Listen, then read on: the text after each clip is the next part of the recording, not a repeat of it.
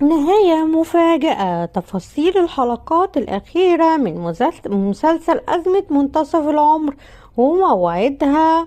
ينتظر الجمهور موعد عرض الحلقة الأخيرة من مسلسل أزمة منتصف العمر، ذلك يوم الخميس المقبل. ويعرض المسلسل 3 أيام من كل أسبوع، ذلك في تمام الساعة 11 بتوقيت مصر، الساعة 12 بتوقيت السعودية. وتشهد الحلقتان مقبلتان أحداثا ساخنة، حيث تكون النهاية مفاجئة كما صرح من قبل أبطال العمل.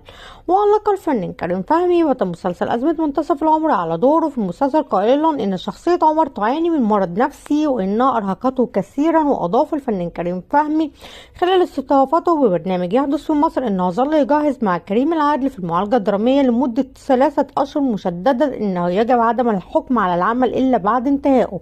وأشار الفنان كريم فهمي إلى أن كل الشخصيات المسلسل حقيقية